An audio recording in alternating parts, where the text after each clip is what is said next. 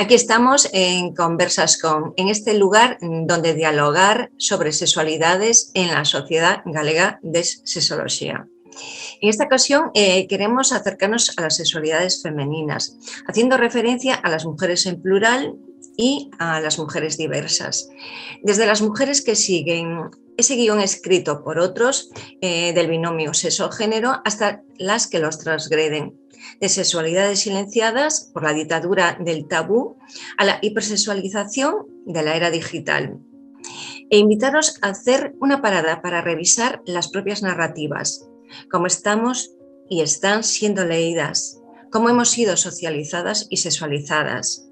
Para ello, hoy tenemos la gran suerte de contar con la presidenta de la Federación Española de Sociedades Sexológicas, que dicha federación data del año 1981 y aglutina a más de 34 asociaciones de sexología, entre las que se encuentra SOGASES, Sociedad Galega de Sexoloxía. Estoy refiriéndome a Paqui Molero. Hola, Paqui. ¿Qué tal, Puri? Un placer estar aquí contigo. El placer es mío.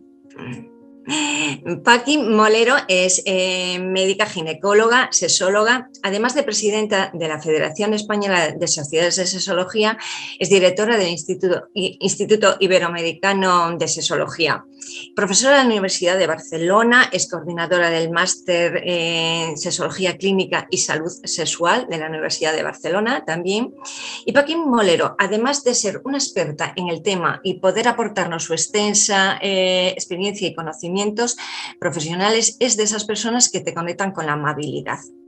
Amabilidad y compasión son herramientas necesarias y a reivindicar para un desarrollo saludable de nuestras sexualidades.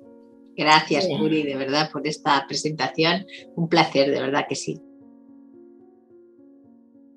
Para empezar, compartiendo reflexiones y partiendo que tanto el sexo biológico y la sexualidad están moduladas socialmente, sabemos que la mirada androcéntrica sobre sexualidad y el placer femenino consolidó un imaginario de mujer pasiva, receptiva a esa llamada pulsión copulatoria del hombre, objeto de su deseo y complaciente con él. Entre otras, la incorporación de los anticonceptivos marcó una agenda, digamos, más activa, ¿no?, de la mujer, pero también dentro de ese esquema monosexual. ¿Aún sigue vigente esa representación? ¿Qué coste supone aún hoy en día este modelo de sexualidad femenina y, por descontado, heteronormativa y de focalización genital? ¿Cómo influye la edad? Es evidente que todavía sigue vigente, Puri. Seguimos teniendo esa mirada heteronormativa y heteropatriarcal, aunque realmente se están haciendo avances, cambios para intentar tener otra mirada, ¿no? Y de hecho, cuando hablamos de la mirada feminista en MeToo, estamos hablando precisamente de eso, ¿no? De un modelo diferente de vivir, de ver el mundo, de vivir la sexualidad, de las relaciones humanas, ¿no? Pero sí que es cierto que todavía sigue vigente y sobre todo a partir de unas generaciones determinadas, ¿no? Es evidente que las nuevas generaciones, las generaciones más jóvenes, tienen una visión diferente de lo que es la sexualidad, entre otras cosas porque han tenido más tolerancia, más diversidad, más acceso a la información. Y quieras o no, pues eso tiene yo creo que una influencia importante a la hora de cómo vivimos la sexualidad. Pero ya partiendo de los padres y las madres de esos niños y de esas niñas que crecen, que ya preguntan y las respuestas ya es de otra manera determinada, esos padres y esas madres que hacen que cuando ven a sus hijos o sus hijas tocándose, por ejemplo, los genitales, tengan una actitud diferente a la que tuvieron nuestros padres con nosotras, por ejemplo, ¿no? Y eso hace que realmente la masturbación, por ejemplo, que es un elemento clave en el conocimiento de lo que es la sexualidad, en este caso de la sexualidad femenina, porque la masculina siempre ha estado muchísimo más reconocida y menos reprimida, ¿no?, que la femenina, pues estas chicas empiezan, conocen la masturbación, no se sienten culpables, la utilizan como una experimentación, como un conocimiento, y esto ya hace un cambio diferente, ¿no? Es cierto lo que tú dices de todas formas, ¿no?, que cuando empiezan las relaciones compartidas, las relaciones con otras personas, es decir, todo lo que es en la parte de genitalidad y coitocentrismo sigue estando muy presente. Y sobre todo porque es verdad que se ven y se aceptan, que a mí no me gusta la palabra aceptar, porque yo creo que la diversidad es riqueza, siempre lo he pensado, ¿no? Y todo lo que sean, y cuando hablamos de orientaciones, de expresiones sexuales, de expresiones humanas diversas, eso siempre enriquece, ¿no? Pero sigue habiendo, bueno, quizás las relaciones heterosexuales son más frecuentes y eso hace pues que todo lo que tenga que ver con esa sexualidad masculina que todavía está mucho más representada, pues siga estando vigente. Y ya lo hablaremos más adelante, pero evidentemente el modelo pornográfico, el modelo de aprendizaje influye. Y en las personas más mayores, pues depende, porque realmente yo creo que las mujeres hemos dado un cambio importante, Puri. Yo no sé si tú estás de acuerdo, pero a veces cuestan, ¿no?, los cambios, ¿no?, porque parece que son lentos siempre, ¿no?, que no conseguimos lo que realmente pensamos. Pero fíjate, si miramos hacia atrás, han cambiado muchas cosas. Las mujeres de más de 50 años, las mujeres de más de 60 años, no ven la sexualidad como se veía en décadas anteriores. Esas mujeres han tenido un bagaje, han tenido una historia de vida, unos cambios socioculturales que nos han influido y que han hecho que también reivindiquemos y valoremos la sexualidad de una manera diferente, ¿no?, como sexualidad propia. Otra cosa es que la podamos compartir cuando queramos, pero la tenemos y yo creo que eso ya es indiscutible y ya es innegociable, ¿no? La sexualidad femenina es sexualidad femenina, que a veces se comparte, pero existe y tiene una entidad propia clarísima. Bueno, pero también creo que hay factores que influyen, ¿no?, para que sigamos teniendo esa representación heteronormativa. De hecho, no sé si te ha pasado a ti, pero a mí me tienen llamado más de una ocasión desde la prensa y una de las cosas que siguen preguntando e insisten es si las mujeres siguen fingiendo orgasmos, ¿no? Es como que está dirigido hacia el orgasmo, a ese modelo, si quieres, coitocéntrico y esas etapas, ¿no?, digamos, marcadas por Master, Johnson, Kaplan y demás, ¿no? Sí, Incluso esa tiranía de los orgasmos múltiples, ¿no? Quiero decir que eso, sí. el imaginario colectivo está ahí, ¿no? Sí, Para que hagan esa pregunta. Sí, la expresión es fuertísima y además fíjate que incluso a nivel de lenguaje utilizamos la palabra placer como sinónimo de orgasmo. Y bueno, el orgasmo es una fase más de la respuesta sexual, es un pico de placer, una percepción subjetiva estupenda, pero no es exactamente, no lo podemos decir que el placer reducirlo al orgasmo, en absoluto. Estoy totalmente de acuerdo. Y fíjate qué es lo que tú hablas, ¿no?, que en esa presión también están esos nuevos mitos del multiorgasmo, de la necesidad, de la presión por llegar, de sentirte mal si no llegas, este tipo de cosas que realmente están creando nuevos mitos o han creado nuevos mitos y nos crean nuevas presiones. Fíjate, y hablando de eso que ahora al hilo de lo que estás comentando, hace poco hice una revisión que me pareció muy interesante de un estudio en la Universidad de Ottawa que hablaba precisamente de cuáles podrían ser los elementos básicos para disfrutar de una sexualidad óptima. Y cogieron a una muestra eran un estudio de entrevistas semiestructuradas y cogieron a personas que decían que ellos y ellas habían disfrutado en algún momento de su vida de una sexualidad óptima. Dentro de este grupo había muchas diversidades de orientación, de identidad, de características individuales. Estamos hablando de personas que también tenían diversidad funcional y lo que llamó mucho la atención es que dentro de los criterios que salieron con más fuerza, que se llamaron mayores, no estaban dos de los que después consideraron menores, porque las personas que hablaban del tema consideraron que eran importantes, pero no tan importantes. Y entre ellos estaba el orgasmo, entre los menores estaba el orgasmo. Es decir, que cuando nosotros valoramos realmente lo que es una experiencia sexual óptima, el orgasmo es importante, pero ni mucho menos está en la parte fundamental de lo que consideramos esa sexualidad óptima. Tiene mucho más con la conexión hacia uno mismo o hacia las otras personas si estás compartiendo. Tiene mucho más con el tema de la intimidad erótica. Tiene mucho más que ver con la comunicación corporal que precisamente con lo que es la funcionalidad meramente dicha de lo que puede ser un orgasmo. Bueno, me quedo con lo de la conexión, la corporalidad y la comunicación, ¿no? Que más adelante lo abordaremos, si acaso, sobre estas nuevas maneras de relacionarnos, ¿no? A través del mundo digital. Tú decías que las personas no pueden vivir sin placer. Está, digamos, en la actualidad como hay evidencia de que el deseo sexual se construye, el placer se construye, ¿no? Entonces, ¿cuál crees que sería dentro de ese placer? Acabas de decir, ¿no? Que sería el orgasmo, en ese estudio sería, digamos, uno de los componentes. Pero, ¿cómo crees tú que hoy por hoy las mujeres, digamos, qué expectativas tienen las mujeres acerca del placer sexual, ¿no?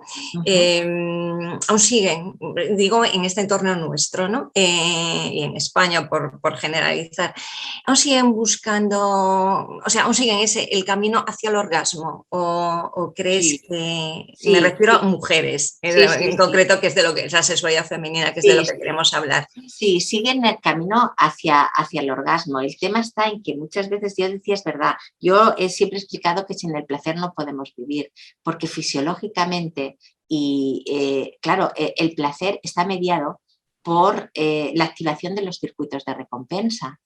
Y si lo trasladamos a nivel biológico, tiene que ver con los neurotransmisores, básicamente la dopamina, ¿no? Que es un neurotransmisor que es el clave, ¿no? Quizás de la recompensa, pero también modula nuestro estado de ánimo a través de la serotonina y de otros neurotransmisores, ¿no?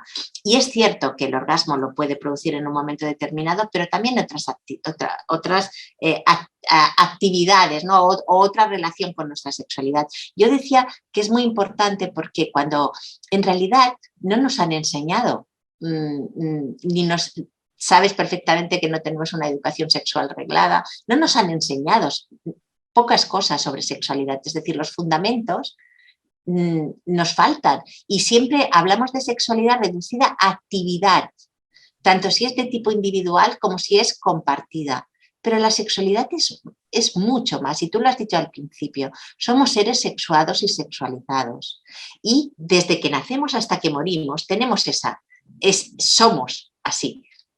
Lo manifestamos de manera diferente según las etapas vitales. Y esto es importante tenerlo en cuenta. El tema está en que como no tenemos esa formación, pues claro, vamos aprendiendo sobre la marcha. ¿Y cómo hemos aprendido las mujeres? Pues las mujeres hemos aprendido básicamente en las relaciones sexuales compartidas con parejas.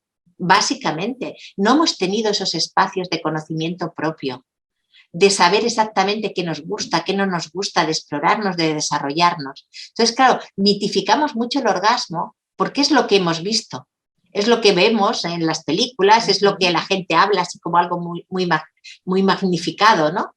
Pero en realidad el problema es que no sabemos muchas veces quiénes somos y por eso tenemos expectativas a veces irreales de lo que es una relación sexual o una actividad sexual o de lo que queremos conseguir, ¿no? Y yo creo que ahí nos queda mucho pendiente en eso, en el hecho de conocernos, ¿no? En el hecho de saber y saber quién soy yo sexualmente en cada momento de mi vida. porque yo sexualmente no soy la misma persona que a los 25, ni a los 40, y seguramente no seré la misma persona que a los 80. Precisamente hablando de esa falta de educación sexual que hemos tenido, bueno, y por no cuestionar la que tenemos ahora, pero en nuestro modelo, ¿no? Si quieres, heterocentrado, nosotras y nuestras madres incluso, la mía está ahí, por suerte vive, la menopausia implica, pues eso, muchos cambios, ¿no? Pero en nuestras edades, para algunas puede ser el inicio de una etapa de plenitud, ¿no? Y sin embargo, para otras supone el deterioro de su vida sexual, ¿no? ¿Cómo podrías tú explicar esto, ¿no? ¿Cómo pueden influenciar los cambios biológicos después de la menopausia en la sexualidad y sobre todo en esa dimensión erótica, ¿no? De las mujeres? Y teniendo en cuenta eso, sí, también todo tipo de prácticas sexuales, no centrándonos solo en las heteronormativas, por decirlo de alguna manera. Sí, sí. Fíjate, yo creo que realmente es otra de las cosas que nos ha impuesto una sociedad que no nos ha querido demasiado. Y es el hecho de pensar, de hablar, de relacionar la menopausia o el climaterio como la etapa de prácticamente el fin de lo que es, bueno, pues una parte importante de la mujer, ¿no? Es decir, siempre se ha visto la menopausia con una visión muy negativa. Es decir, cuando llegas a la menopausia te van a pasar un montón de cosas, muchísimos síntomas, vas a dejar de estar guapa, ya no eres atractiva, eres invisible, ya no... Y en realidad siempre ha sido esa visión, porque lo único que ocurría es que dejabas quizás la capacidad de poder tener hijos, pero para nada, ninguna capacidad más. Claro, ¿qué pasa? ¿Qué pasa? Que realmente cuando llegamos a esta etapa, que es el climaterio, yo siempre digo que es la etapa de plenitud. Y cuando hablas con las mujeres y cuando hacemos grupos con mujeres y cuando las mujeres tienen ese espacio de reflexión, se dan cuenta que es verdad, que es su etapa de plenitud. Una etapa de plenitud que no significa que haya determinadas inconvenientes, determinados síntomas molestos, que haya que hacer cambios a nivel de el equilibrio que puedas haber tenido en tu vida. Pero es una etapa de plenitud. Siempre hablamos de una crisis evolutiva. ¿Y por qué una crisis evolutiva? Porque realmente cuando le das espacio a las mujeres y les dices, ¿realmente te cambiarías por una de 25 años? Te dicen que no. Porque nunca me he sentido tan plena en el sentido de saber quién soy. Yo le llamo siempre la edad adulta y de plenitud de la mujer, porque las mujeres sabemos en ese momento quién somos y qué queremos con la vida y hacia dónde queremos ir. Otra cosa es que hagamos cambios más pequeños o menos pequeños, pero la plenitud está, es esa edad adulta que significa eso, desarrollo personal y evidentemente desarrollo erótico. Claro, lo que pasa es que si no nos dan ese espacio o si no damos ese espacio y lo único que notamos es que a veces que tenemos problemas de insomnio, que tenemos sofocos, que empezamos a engordar, que estamos más cansadas, que nos cambia el humor. Claro, muchas veces te dicen, es que me cambia el humor, es que estoy insoportable. Y tú les dices, ¿te has puesto a pensar si es estar insoportable o esas discusiones que tienes más a menudo tienen que ver con que hay cosas que ya no puedes decir acepto? Porque hay una etapa también, un momento de rebeldía, porque es esa edad en la que dices, bueno, hasta ahora he tenido un rol, siempre he intentado ser condescendiente, intentar equilibrar las cosas e intentar que las cosas funcionen, pero llega un momento en esta época en la que te miras mucho más hacia adentro. Estás tú como persona, te tienes que dar tu espacio y en ese espacio a veces, pues claro, no puedes estar a lo que los demás pidan siempre. En ese espacio tienes que empezar o volver a poner límites. Hasta aquí, esto es, pues no me apetece esto, pues no quiero hacer esto, pero eso no significa que tú estés mal. Significa, yo muchas veces lo hablamos con los grupos de mujeres, es que estás más asertiva y eso es importante. Pero claro, en esto significa un reequilibrio con los hijos si los tienes o no, un reequilibrio con la pareja si la tienes o no, un reequilibrio con las personas, los padres o las madres, porque es esa función de cuidadora que vuelve a aparecer. Y en todo eso está tu propia crisis evolutiva personal de decir, bueno, ¿y tu espacio dónde está? Y estamos mucho más introspectivas y queremos ir a hacer cosas y queremos buscar nuestros espacios y dentro de eso está la sexualidad.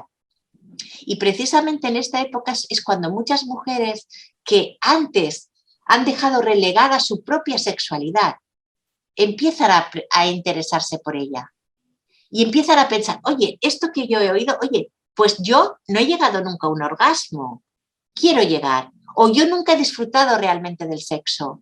¿Cómo puedo disfrutar del sexo? O he estado con unas amigas y hemos ido a un sitio y nos han enseñado una serie de juguetes y tal. Yo eso me lo podría comprar porque me gustaría saber qué siento. Claro, es un cambio de papel, un rol diferente que implica también adaptación porque la persona que está al lado, si tienes pareja, no está en tu mismo momento. Y entonces esto a veces crea algunos roces, algunos desencuentros, que por eso a veces pensamos que es una época conflictiva. Bueno, muchísimas gracias por, digamos, por abrirnos, ¿no?, ese campo que tú dominas perfectamente y que podríamos hablar muchísimo, ¿no?, sobre esa etapa. Pero bueno, volviendo, si quieres, a lo que comentabas, ¿no?, de que cada vez las mujeres han oído, ¿no?, haciendo hincapié en eso de lo visto, lo oído, ¿no?, de lo que aquello que no se visibiliza no existe. Y en este caso, uno de los temas que se está visibilizando últimamente, e incluso pues, en películas, en estas edades, ¿no?, más avanzadas, es también el tema de la masturbación, ¿no? De hecho, pues tenemos ahí a una actriz que hace poco en unos premios pues, salió hablando de su masturbación, ¿no?, que por obligación de lo que fue la película, pues ella a partir de ahora, pues bueno, que se masturbaba todos los días. La biomedicina y la tecnología está claro que contribuyeron mucho a esa reapropiación del deseo y el placer femeninos. Fuera realidad o ficción, se atribuyó lo del vibrador digamos, al siglo XIX y a un uso médico, ¿no?, para el control de las llamadas histerias femeninas, ¿no?, que podríamos hablar mucho sobre el tema. Pero bueno, se le llamaban así, de hecho hay una película que lo recoge, ¿no? Aunque sea ficción, bueno, el cine es ficción, pero bueno, que hay algo de realidad siempre. Por eso lo que sabemos es que no es algo, digamos, nuevo, ¿no?, el uso en la masturbación de estos aparatos, ¿no? Aunque estuvieran en el secretismo y salían de vez en cuando algunos, ¿no?, algún modelo que se va popularizando, en los últimos años sí que ha habido uno que ha hecho, que contribuyó, ¿no?, a la normalización de la masturbación, es decir, que pasó a ser del ámbito público, cuando nuestra sexualidad y nuestra masturbación pertenecía a lo más íntimo, ¿no?, y se empezó a hablar de ello, ¿no? Pero tampoco está exento de polémicas, digamos, toda esta juguetería erótica, por decirlo. Y en el caso de los vibradores, se está, digamos, cuestionando mucho también, como se está cuestionando lo que se llama la fiebre de los orgasmos ultra rápidos, ¿no?, que mencionabas tú antes, producto también de la sociedad, del amor, la sociedad líquida en la que estamos viviendo, ¿no? Pero también empieza a ser de factura terapéutica. La pérdida de interés por otras actividades sexuales, la incapacidad para excitarse con las parejas. ¿Qué nos puedes decir al respecto? Fíjate, Puri, que ese es un tema realmente súper interesante, importante y además que lo vemos cada vez más. Y es verdad. Y es que, fíjate, yo siempre pienso que, y le he dado vueltas a ese tema porque me lo encuentro en la consulta. Nosotros aprendemos somos animales condicionados, aprendemos siempre de una manera, según el tiempo que tú te expones a una determinada cosa, lo automatizas más o lo automatizas menos, ¿no? Yo hago una cosa, si consigo algo que tiene un resultado muy potente, la tendencia es a repetirla, cuanto más la repito, más la automatizo y por lo tanto la condiciono. ¿Vale? ¿Qué es lo que ha ocurrido? Fíjate, eso que acabas de decir de los orgasmos ultra rápidos, yo muchas veces he hecho una reflexión en el sentido de decir, uno de los grandes, yo creo que uno de los grandes logros de la sexualidad femenina es entender la sexualidad de una manera más integral. Es entender una sexualidad más desgenitalizada, donde el cuerpo, los sentidos, las emociones, los sentimientos forman parte y enriquecen nuestras expresiones y nuestras vivencias sexuales. Y en cambio, fíjate que con todas estas cosas que no es en absoluto demonizarlo, porque las cosas casi nunca son blancas y negras, me refiero, depende de cómo se utilicen las cosas, depende de cómo se incorporen, siempre pueden tener una parte positiva, ¿no? Pero fíjate que es verdad, si se ha fomentado a nivel, porque en el fondo no deja de ser un consumo. Estamos en una sociedad absolutamente consumista que enseguida que nota una necesidad o ve una oportunidad de negocio, ataca de una manera totalmente no discriminada. Entonces, ¿qué ha hecho? Pues le ha resultado facilísimo, en este caso, convencer a las mujeres de que el buen orgasmo o el placer, cuanto más intenso y rápido, mejor. Y eso no es lo que nosotros hemos aprendido ni lo que realmente nosotros queremos. Y de hecho, fíjate que muchas de las chicas y de las mujeres que vienen a veces a la consulta dejan de utilizar este tipo de cosas, de vibradores, precisamente porque llega un momento en que no les satisface, no les da lo que realmente buscan. Y porque realmente es así, porque si tú aprendes, claro, es muy diferente que tú tengas un bagaje ya erótico, que tú conozcas cómo es tu cuerpo, que hayas utilizado diferentes técnicas de autoerotismo, de masturbación compartida, de actividades, y que puedas incorporar algo nuevo en un momento determinado, cuando tú quieras, pero no de una manera continua y habitual, que empezar ya de entrada con este tipo de instrumentos o este tipo de juguetes sin haber tenido ese bagaje previo tuyo. Eso es un problema porque muchas veces se condiciona y quieres que eso que acabas de conseguir de esa manera sea exactamente lo que quieres conseguir cuando estás en una situación que no tiene nada que ver con esa, porque hay otros factores. Entonces yo creo que ese es un elemento muy importante de reflexión, Puri, muy importante, y que los profesionales de la sexología yo creo que tenemos que seguir reflexionando y pensando y explicando este tipo de cosas.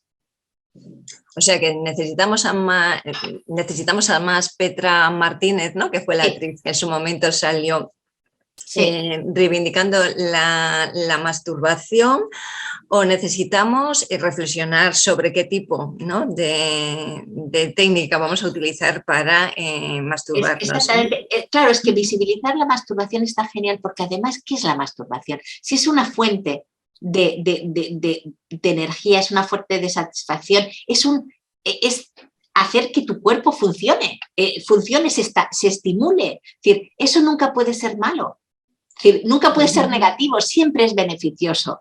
Y de hecho lo sabemos que cuando tú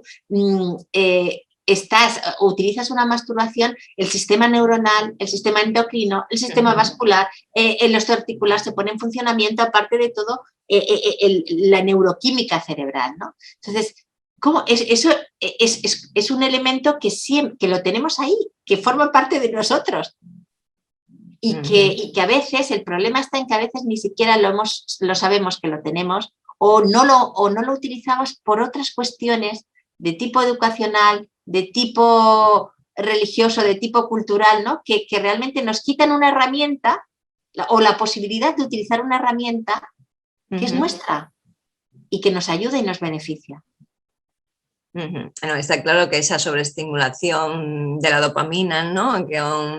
Con esta búsqueda de placer inmediato, pues está demostrado, ¿no? Que al final también crea insatisfacción, ¿no? Sobre todo ya no sexual, sino insatisfacción personal, ¿no? No digamos, pues bueno, en la relación, como está sucediendo que lo conocemos desde hace unos años para aquí con la pornografía y sobre todo en los hombres, ¿no? Esa característica, digamos, de esta sociedad que estamos hablando, de inmediatez y de disfrute, ¿no? De consumo, está ahí el uso de la pornografía, ¿no? Que hoy por hoy es el referente que hay de educación sexual en la adolescencia. ¿Cómo crees que está afectando a la sexualidad femenina y también a lo largo de las etapas de la vida?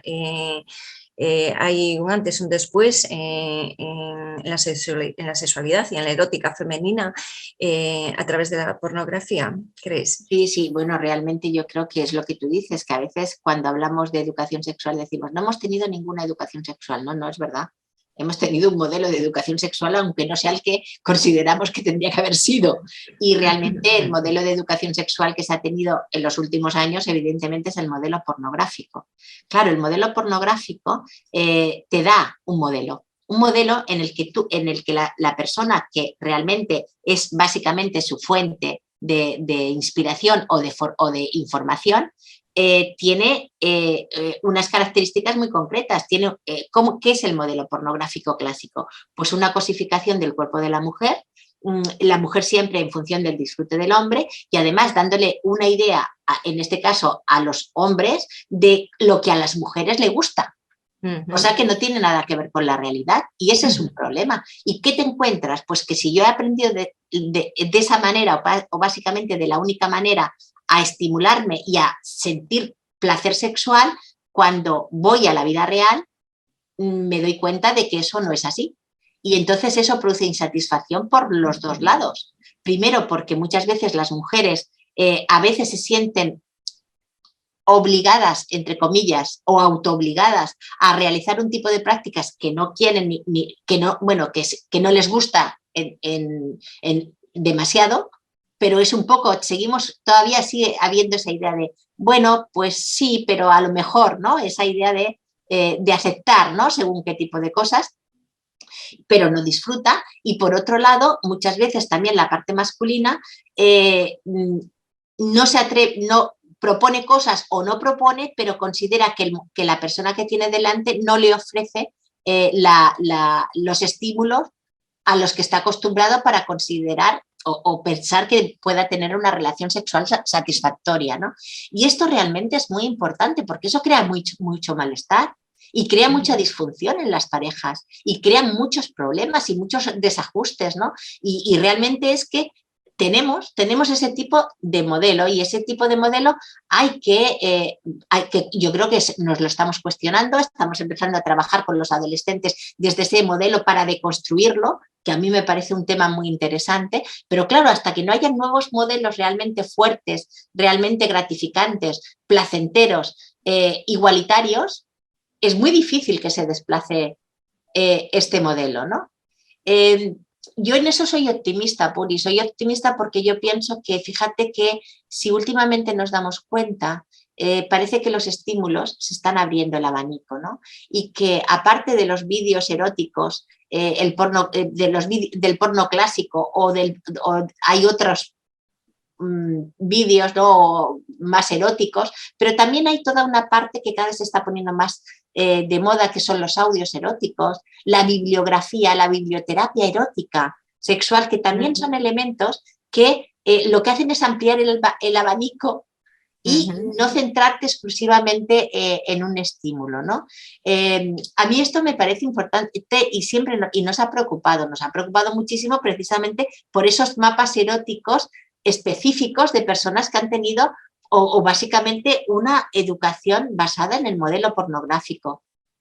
Hablando, siguiendo en este tema de lo digital, ¿qué me puedes hablar del uso de redes como Tinder y demás para mantener contactos sexuales?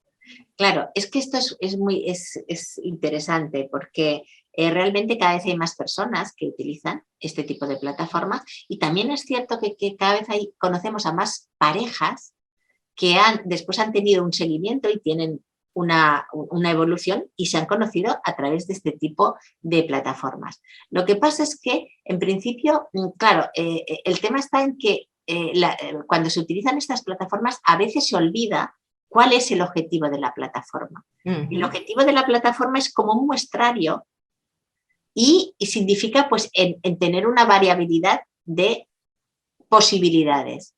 Pero, desde luego, estas plataformas no están hechas muchas veces para encontrar una pareja. Es decir, pueden estar hechas para encontrar una relación sexual en un momento determinado, pero pareja no era el objetivo de este tipo de plataformas, ¿no? Aunque después se han ido cambiando y al final la gente haya podido encontrar, ¿no? ¿Cuál es el problema? Pues a veces el problema que yo he visto con este tipo de plataformas es que, primero, para la persona tiene una imagen que es bastante distorsionada porque tiene que dar su mejor imagen, aparentemente, ¿no? Lo mejor, es decir, dar la imagen que cree que mejor éxito o más éxito va a tener.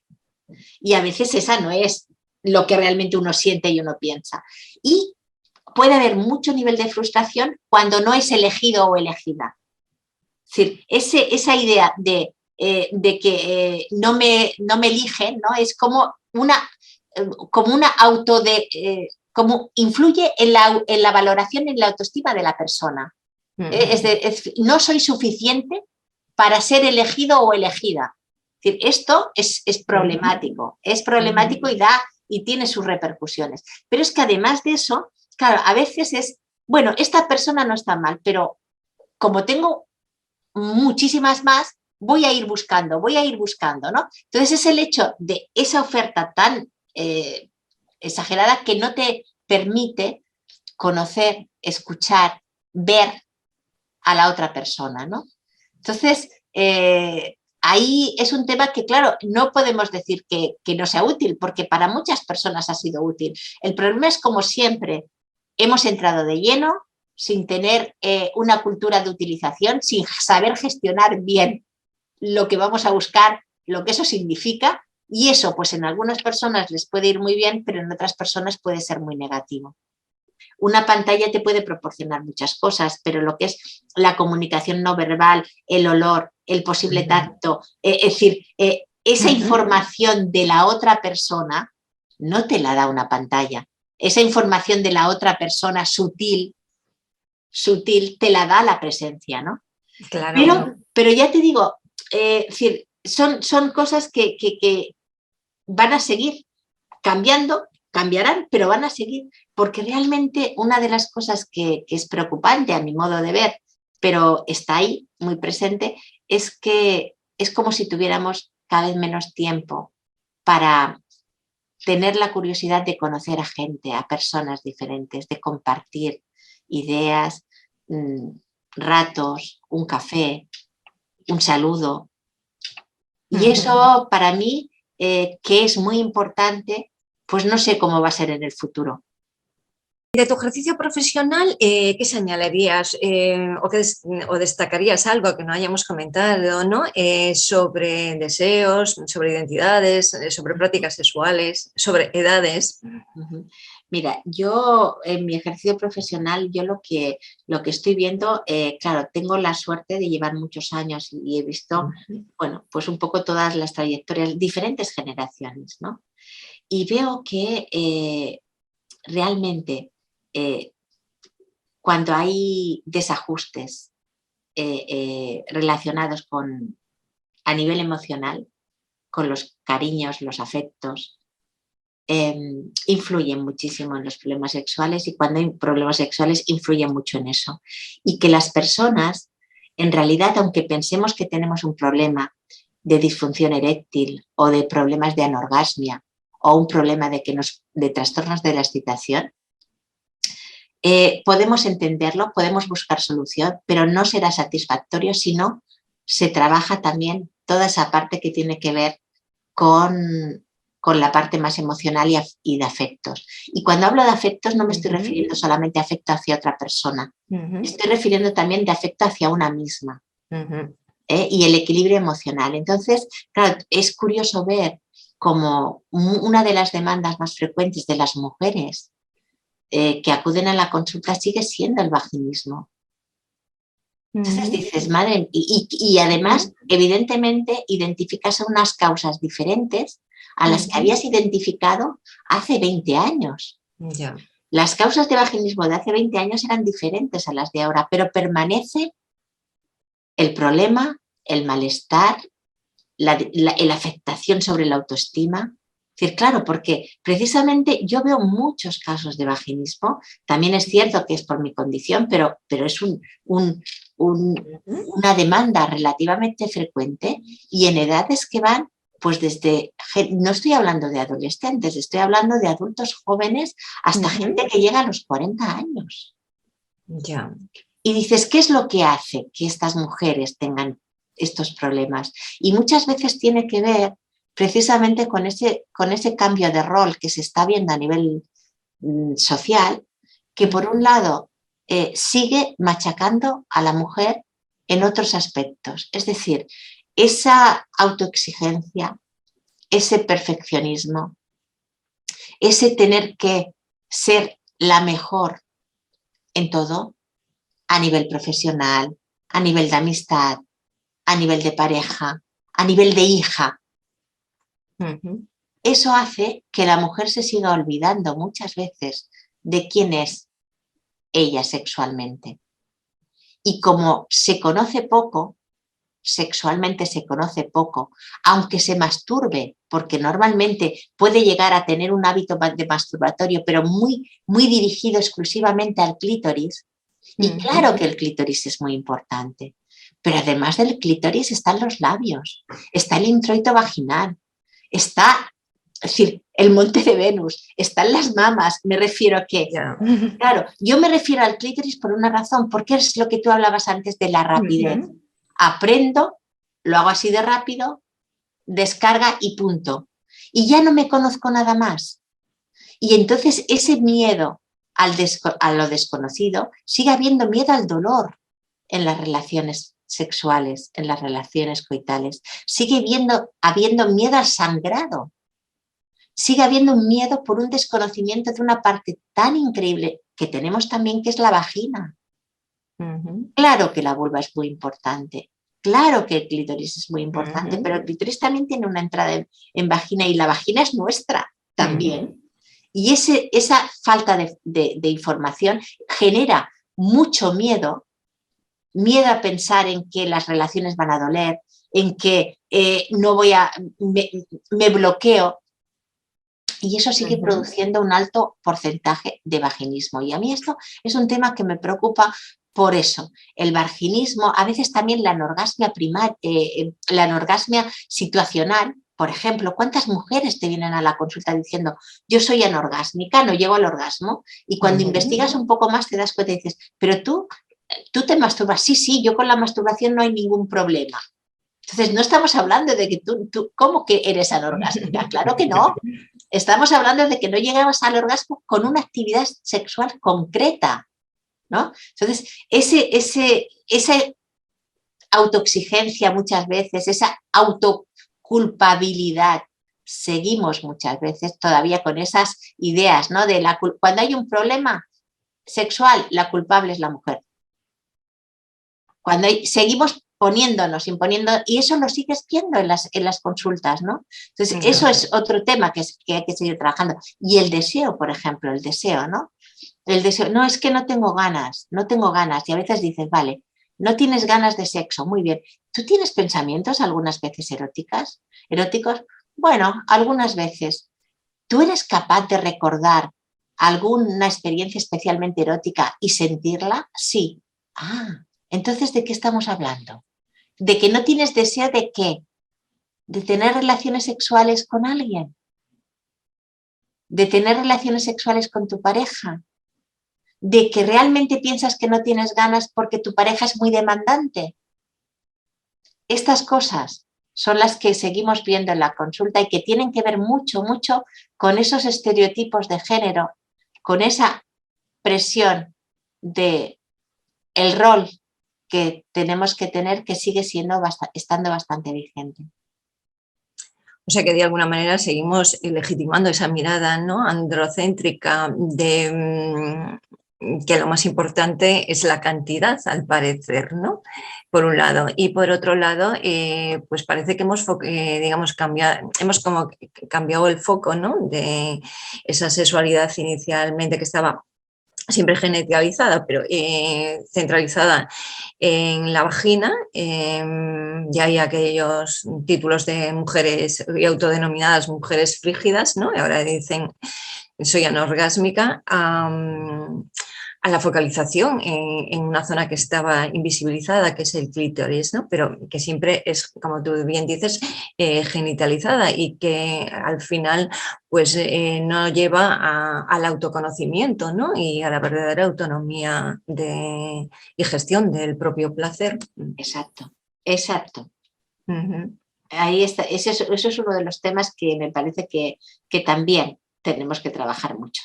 Porque esos mensajes cortos que se dan a veces en los medios de comunicación, a veces cuando en el impacto, ¿no?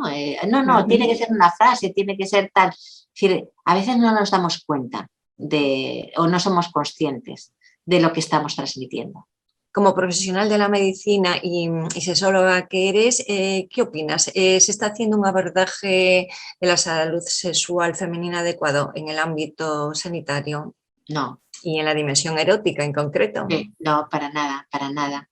Fíjate que llevamos muchos años, pero es que, claro, es que los sanitarios están inmersos en la misma sociedad que no ha recibido educación sexual, que no es sensible con estos temas. Y no, se tiene que seguir trabajando mucho, mucho, mucho, mucho en esta sensibilización de todos los profesionales, de entender que la sexualidad, que la salud sexual es sexualidad, pero que no solamente... Que la sexualidad no solo es salud sexual, primero, eso es muy importante, ¿vale? Fíjate que ni siquiera estamos concienciados con que la importancia de la salud sexual, pues fíjate el otro paso y es concienciar que además de la salud sexual, la sexualidad es más que la salud sexual. Claro, y esto ahí tenemos que trabajar muchísimo en el hecho de dar herramientas, sensibilizar, pedir a los gobiernos, a los representantes políticos, a los Ministerio de Educación, de Sanidad, a todos, que realmente nos formen, nos ayuden a formarnos, que además es importantísimo. No podemos hablar de calidad de vida, de bienestar, sin entender esa dimensión tan importante que nos hace personas. Y eso, y que la sexualidad, como siempre hemos dicho y sabemos, tiene todos esos elementos que tienen que ver con cómo somos como personas, nuestra influencia sociocultural, nuestra biografía, nuestra biología, nuestra psicología, nuestras emociones, sentimientos, acciones, todo eso. Y que tiene que ver con la manera que tenemos de relacionarnos con otros. Y todo eso hay que trabajarlo. Eso está en mantillas, eso hay que trabajarlo. Y hay que trabajar también cuando hablamos, por ejemplo, de diversidades, ¿no? Cuando hablamos de diversidades seguimos hablando de aceptar la diversidad. A mí eso me molesta muchísimo. Me molesta muchísimo. Es decir, ¿qué significa eso? Es decir, si somos seres singulares y diversos, y eso es lo que nos da riqueza, y eso es lo que nos permite evolucionar también como especie. Claro. Entonces, todo lo que sea cortar eso, todo lo que sea reprimir, discriminar, no tenerlo en cuenta nos empobrece. Aparte de que hace daño. Ujú. No, hablando de la diversidad, de hecho, las mujeres transexuales y las mujeres intersexuales, eh, mm, ¿crees, no? Que está preparado el personal Que sanitario va, para en acercarse a estas absoluto. realidades, ¿no? Y si se está, digamos, acercándose a esas realidades, ¿crees que están abordando adecuadamente esa dimensión erótica, ¿no? Y de placer sexual? No, no, porque entre otras cosas, todo lo que tiene que ver con el erotismo y el placer sexual no está contemplado dentro del catálogo ni los protocolos Ujú. sanitarios, ¿vale? Esto no quiere decir que encontremos servicios en algunos sitios que por motivación de profesionales concretos estén Claro. haciendo una labor encomiable y estén trabajando mucho, pero esto no puede ser, no pueden ser cosas aisladas, dependiendo del territorio y de la motivación personal. Esto tiene que Claro. ser algo generalizado porque es un derecho. Es un derecho. Entonces, no podremos hablar de esa dimensión erótica y de esa dimensión que tú hablas, sexual, si no realmente, si la persona que atiende no está formado en eso.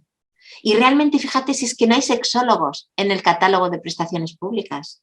Ujú. En alguna comunidad hay algunos referentes, algunas cosas, pero no dejan de ser. Entonces, ¿cómo vas a trabajar si no sabes qué trabajar ni cómo hacerlo? Ya, Entonces, pero bueno, tampoco existe educación sexual en las profesiones sanitarias. totalmente de acuerdo. Fíjate, cuando yo hablo de cosas, de iniciativas que parecen que son pequeñas semillas, no sabemos cómo germinarán o no germinarán. Pero, por ejemplo, ahora se volvió a poner en marcha la Estrategia Nacional de Salud Sexual, no reproductiva, que ahí insistimos mucho, de Ujú, salud sexual. Reproducción sí, ujú, pero ujú. no estamos hablando de esto. No, claro. Y en esta Estrategia Nacional de Salud Sexual, una de las cosas que se está trabajando desde el Ministerio y es para todo el territorio, que después cada autonomía podrá adaptarlo, es trabajar en un curso de formación para los sanitarios de asistencia primaria. Y en ese Ujú, curso de formación sí que se valora la ujú, erótica, sí que se valora ujú. toda esa parte, porque está hecha desde, se ha insistido muchísimo en lo que es salud, y no solo salud sexual, sino sexualidad. Ujú. Pero, y se está trabajando, no sé cuándo acabará, pero será para todos ahora. ¿Cómo se A ver, ¿cómo se implementará en cada comunidad autónoma? Pues no lo sabemos. Ya. ¿Cómo se hará cómo se evaluará? Ujú. No lo sabemos. Pero es una iniciativa interesante que está, y está porque yo estoy trabajando en ella y la conozco. Otra pequeña semilla, que evidentemente no es lo que hemos pedido durante todos estos años que llevamos trabajando. La LOMLOE, la Ley de Educación, es la primera que habla a menudo, utiliza la palabra afectivo sexual, aunque sabemos que la sexualidad es sexualidad integral que incluye evidentemente lo afectivo, pero bueno, Ujú. habla de ella, habla de incluida dentro de una serie de áreas, habla de la transversalidad a nivel de secundaria, de bachillerato. Es decir, no es lo que se pedía, porque se pedía realmente una asignatura, pero no como una asignatura para que realmente tuviera espacio, tuviera responsables, Ya. tuviera, ¿no? Bueno, se está trabajando en ello. Bueno, seguimos. Son pequeñas semillas que dices, no es lo que queremos. Tantos años de lucha, a veces piensas, madre mía, podíamos haber conseguido más cosas, ¿no? Ujú, Pero bueno, como siempre somos proactivos, somos optimistas, creemos en las personas, pues seguimos trabajando y quizás algún día consigamos realmente que podamos expresarnos, podamos sentir y expresar lo que sentimos, nuestras vivencias, y podamos realmente mostrarnos como seres sexuados y sexualizados, y el bienestar que produce realmente ese equilibrio. Para finalizar, Paqui, ¿qué recomendaciones nos darías para una sexualidad femenina saludable en este contexto en el que hemos estado hablando y brevemente? Pues mira, básicamente el hecho de conocerse, es decir, es fundamental. La sexualidad es de uno mismo. es nuestra responsabilidad. La compartimos cuando queremos, con quien queremos y en el momento que queremos, pero es nuestra. Entonces, es la pregunta de yo en este momento, como mujer, ¿cómo soy sexualmente? Tener la curiosidad por conocerme, por sentirme, por vivirlo. Entonces, para mí, ya te digo, es fundamental eso, empezar por uno mismo, siempre por una misma, empezar por una misma. Conocer mis fantasías, qué estímulos me pueden excitar, conocer mi cuerpo, querer a mi cuerpo. Querer a mi cuerpo. Claro que no somos perfectas, claro, pero es que yo reivindico la imperfección, sinceramente.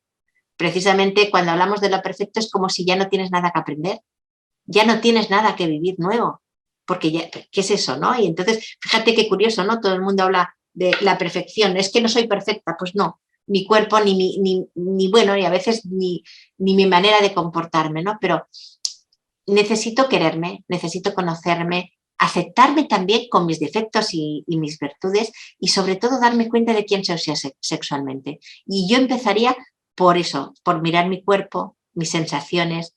Yo creo que necesitamos, Puri, estar en un momento de estar muy atentas a nuestros sentidos. Escuchar, no solamente oír. Mirar, no solamente ver.